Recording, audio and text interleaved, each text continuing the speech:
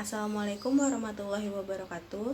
Sebelumnya perkenalkan, nama saya Salsabil Putri Indira dari jurusan D4 Fisioterapi semester 3 dengan NIM P37326120045. Pada kesempatan kali ini saya akan membuat video penjelasan mengenai perkembangan gerak dan saraf pada bayi untuk memenuhi tugas UTS praktik mata kuliah tumbuh kembang manusia dengan dosen pengampunya Bapak Ahmad Syakib, SKM, SFT, MKM. Perkembangan gerak bayi merupakan tahapan yang sangat penting karena bisa mempengaruhi masa depannya. Misalnya saja gerak motorik. Gerak motorik adalah pondasi yang sangat kuat karena bisa mempengaruhi aktivitas anak. Contohnya itu seperti bermain, bersosialisasi, dan membangun rasa percaya diri. Lalu seperti apa sih perkembangan gerak pada bayi? Mari kita simak penjelasan saya mengenai perkembangan pada bayi. Perkembangan pada bayi mulai dari usia 0 sampai 12 bulan.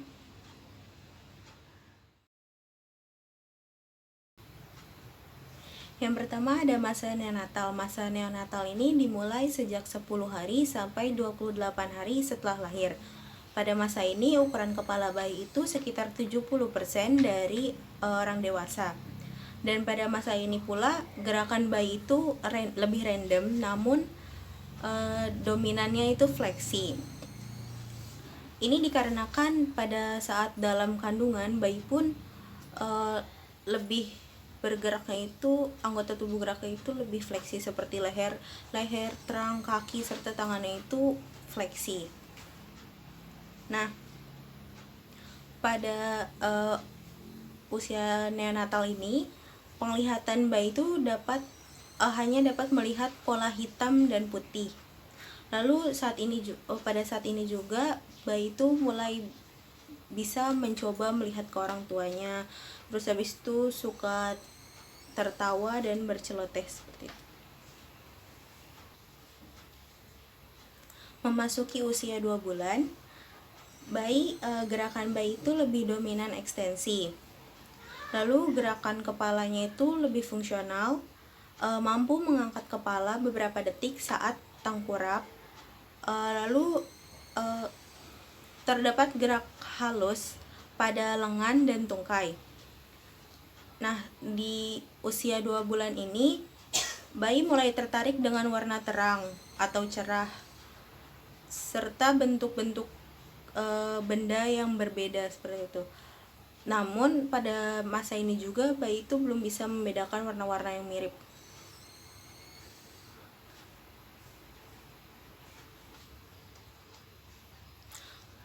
Pada usia 3 bulan, visual bayi itu lebih baik. Lalu kepalanya itu lebih ke midline, dalam artian tidak miring ke kanan ataupun ke kiri.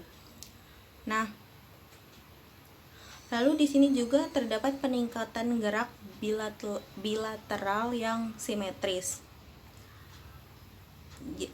Artinya itu jika tangan kanan bergerak, tangan kiri juga ikutan bergerak seperti itu. Lalu pada masa ini bayi juga bisa miring ke kiri dan ke kanan. Lalu kontrol fleksornya itu lebih baik dan 90% bayi itu menggenggam mainan yang berbunyi seperti itu. Dan pada usia ini juga bayi mulai tersenyum atau tertawa saat diajak berbicara, mulai bisa mengenali wajah dan aroma tubuh ibunya dan menyukai musik yang diputar seperti itu. Memasuki usia 4 bulan, visual bayinya itu lebih aktif lagi dibandingkan usia 3 bulan. Nah, di sini tuh gerakannya juga lebih fungsional. Kepala dan badannya itu lebih midline. Sedangkan kan pada usia 3 bulan tadi hanya kepala. Nah, kalau di usia 4 bulan ini kepala dan badannya itu lebih midline. Lalu gerakan ekstremitasnya itu lebih simetris dibandingkan usia 3 bulan. Di usia 4 bulan ini juga bayi bisa mengangkat kepalanya itu tanpa support atau tanpa bantuan orang lain.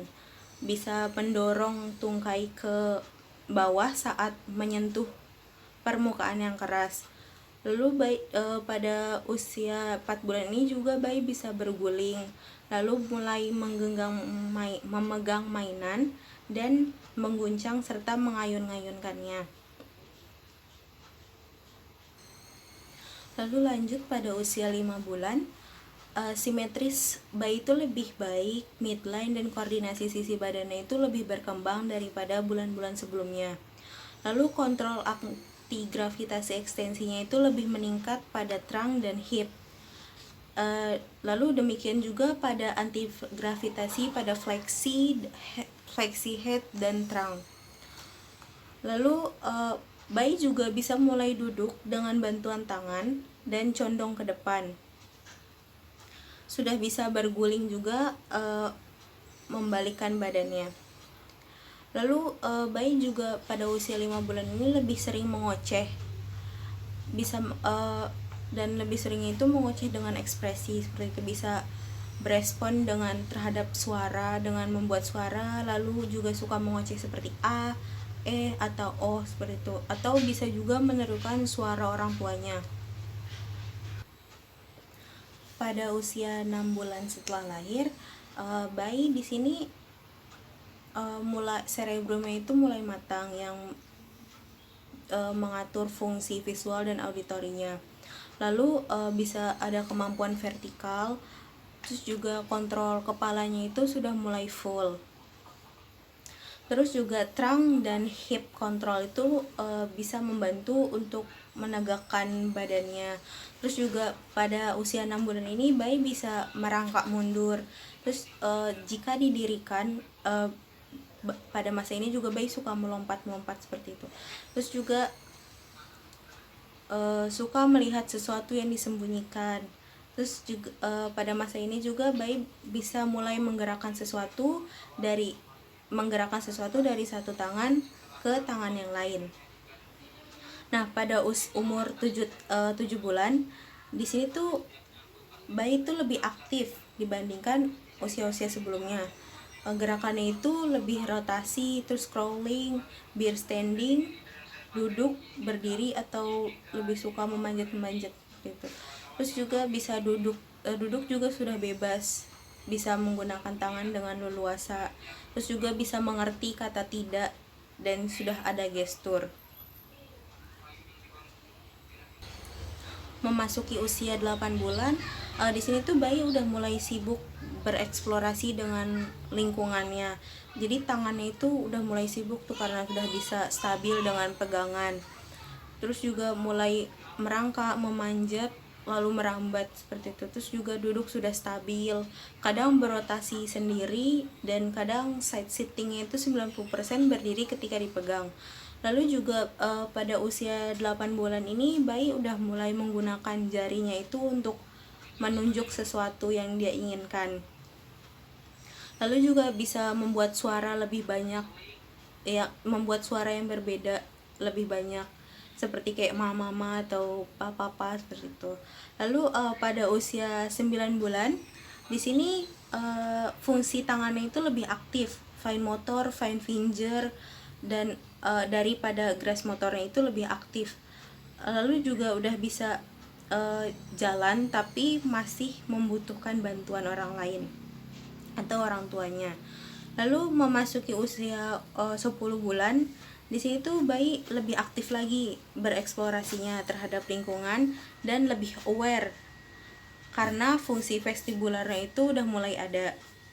Lalu mulai ada respon dengan gestur, menggerakkan kepala, mengeluarkan suara, lalu atau meniru suara yang dia dengarkan. Nah, pada umur 11 bulan ini bayi udah mulai bisa berdiri pegangan satu tangan dengan mudah. Lalu bisa juga kayak dari berdiri ke jongkok atau jongkok ke berdiri seperti itu. Terus juga kadang bisa ngelepas satu tangannya tetapi belum stabil. Gitu. Terus juga motor kontrolnya lebih bagus pada usia ini. Terus memasuki usia 1 tahun atau 12 bulan, di sini bayi sudah bisa transisi dari duduk ke merangkak, berlutut, jongkok, ataupun berdiri. Terus juga bisa berdiri tanpa support dengan wide base. Kadang juga bisa sambil ngangkat satu kaki kayak gitu. Dan juga suka banget nikmatin permainan yang ada bunyi-bunyinya.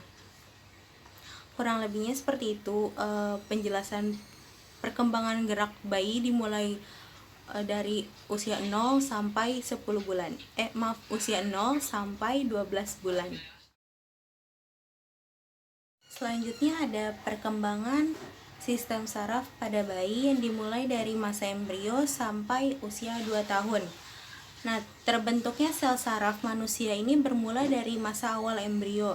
Ada 3 lapisan sel embrio, yaitu endoderm atau lapisan paling dalam, lalu mesoderm lapisan tengah, dan ektoderm atau lapisan paling luar. Fase perkembangan sistem saraf ini dimulai sejak usia 3 sampai 4 minggu, yaitu di sini pula terbentuknya tabung saraf. 5 sampai 10 minggu sebagai fase presencephalon, lalu 8 sampai 18 minggu merupakan fase proliferasi. Sedangkan di atas 25 minggu adalah fase pembentukan glia, arborisasi, lalu sinaptogenesis, apoptosis, dan di atas 40 minggu adalah fase mielinisasi. Terdapat 4 fase dalam pembentukan sistem saraf ini. Yang pertama ada fase neuralisasi. Fase ini dimulai dari ektoderm yang merupakan cikal bakal sel saraf berbentuk pipi atau disebut dengan lempeng saraf, yang terbentuknya itu pada hari ke-20 pertumbuhan dan perkembangan embrio. Sel-sel yang terletak di sisi lempeng saraf ini bermigrasi ke tengah hingga menjadi tabung saraf. Lalu sel-sel yang lalu hal tersebut itu terjadi pada hari ke-23. Rongga tabung saraf akan berkembang menjadi rongga sentral susunan saraf pusat, yang sementara dan akan dilapisi menjadi epitel atau tetap menjadi sel puncak yang tidak akan berdiferensiasi. Sementara perkembangan neural crest-nya akan mengarah menjadi susunan saraf tepi yang akan menjadi sel neuron sensorik dan neuron motorik yang akan bertanggung jawab terhadap fungsi sensomotorik. Lalu pada minggu keempat pertumbuhan dan perkembangan embrio, bagian anterior tabung sarafnya ini berkembang menjadi cerebrum dengan bagian-bagian otak seperti otak depan atau forebrain, otak tengah atau midbrain, dan otak belakang atau hindbrain. Sementara pada bagian belakang tabung posteriornya itu akan menjadi chorda spinalis. Dan pada minggu ke-6, perkembangan sistem saraf pusatnya itu membentuk 7 bagian utama, yaitu cerebrum, diencephalon, midbrain, cerebellum, pons, medulla oblongata, dan medulla spinalis. Ketujuh bagian tersebut itu dapat dibagi lagi menjadi 3 bagian, yaitu otak depan atau prosencephalon, atau forebrain juga, atau cerebrum, atau bisa disebut juga dengan cerebral hemisphere, atau telesencephalon dan diencephalon.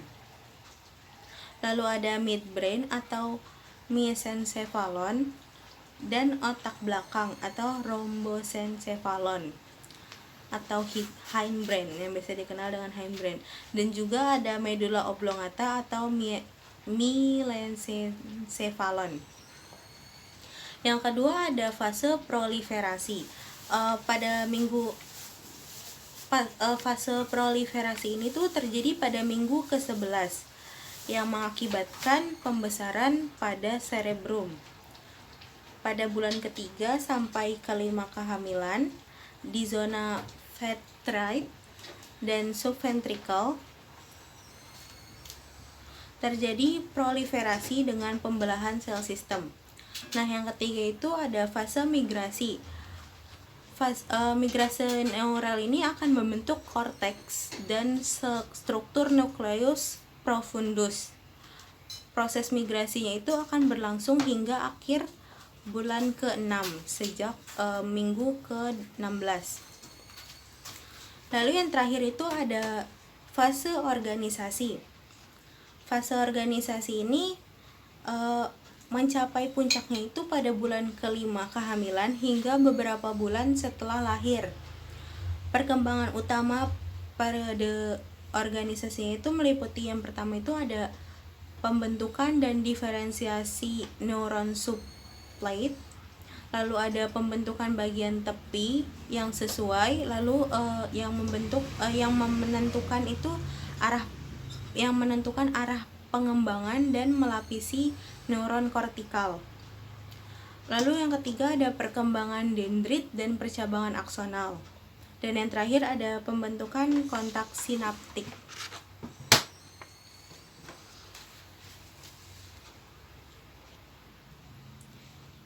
Yang keempat ada pembentukan kontak sinaptik. Yang kelima ya kelihatan. Yang keempat ada pembentukan kontak sinaptik. Yang kelima ada apoptosis dan eliminasi selektif dalam proses neuronal dan sinaps. Dan yang keenam itu ada proliferasi dan diferensiasi glia. Lalu pada akhir bulan ke-6 kehamilan, lempeng korteksnya itu sudah memiliki komponen sel saraf yang lengkap. Lalu selanjutnya itu akan mulai terjadi pembentukan jalinan saraf satu dengan yang lainnya atau yang biasa disebut dengan sinaps. Dan juga terjadi pematangan selubung saraf yang mencapai puncaknya ketika bayi itu berusia 1 tahun. Dan setelah bayi lahir terjadi pertumbuhan serabut saraf. Lalu terjadi peningkatan jumlah sel glia yang luar biasa serta proses mielinisasi. Dalam proses mielinisasi ini, perkembangan pada sistem saraf pusatnya itu selalu dimulai dari sistem saraf sensorik, kemudian disusul pada sistem saraf motorik. Sedangkan pada sistem saraf, proses mielinisasi dimulai dari batang otak dan cerebellum yang berawal dari sistem saraf motorik, kemudian disusul oleh sistem saraf sensorik. Ada 5 prinsip yang menjadi pengaturan mielinisasi sistem saraf manusia. Yang pertama itu ada jalur proksimal mengalami mielinisasi sebelum jalur distal. Yang kedua ada jalur saraf sensoris mengalami mielinisasi sebelum jalur motorik. Lalu yang ketiga ada jalur proyeksi mengalami mielinisasi sebelum jalur yang berhubungan dengan cerebral. Lalu yang keempat ada lokasi sentral cerebral mengalami mielinisasi sebelum ujung cerebral. Dan yang terakhir ada kutub oksipital mengalami mielinisasi sebelum bagian frontotemporal. Perubahan sistem saraf dari masa ke masa itu dimulai dari prenatal. Prenatal itu dimulai dari yang pertama itu ada ektoderm, lalu selanjutnya ke neural palate, dan selanjutnya menjadi neural tube. Yang kedua ada maximal complete. Di sini brain dan sistem spinal cord-nya itu terbentuk mulai 10 minggu. Lalu neuron forebrain-nya itu sekitar 20 minggu. Sedangkan pada bayi dan anak-anak, ukuran kepalanya itu baru 70% dari dewasa. Dan di sini pula periode kritis pertumbuhan otaknya itu sekitar 3 sampai 10 bulan dan 15 sampai 24 bulan atau 1 tahun. Pada usia 6 bulan berat otak anak itu setengah kali berat otak dewasa. Lalu proliferasi sinapsnya itu pada usia antara saat lahir hingga 4 tahun. usia antara 2 sampai 3 tahun itu otak anak terdiri dari 15.000 sinaps per neuron. Lalu ada mielinisasi PNS-nya itu sebagian besar sudah lengkap dari lahir. Yang bisa didapat itu melalui info dari lingkungan seperti sentuhan, gerakan, penciuman, dan pengecapan. Dan mielinisasi CNS-nya itu berlangsung secara kontinu hingga dewasa. Kurang lebihnya sekian penjelasan video saya mengenai perkembangan gerak dan saraf pada bayi. Kurang lebihnya mohon maaf. Wabillahi taufik wal hidayah. Wassalamualaikum warahmatullahi wabarakatuh.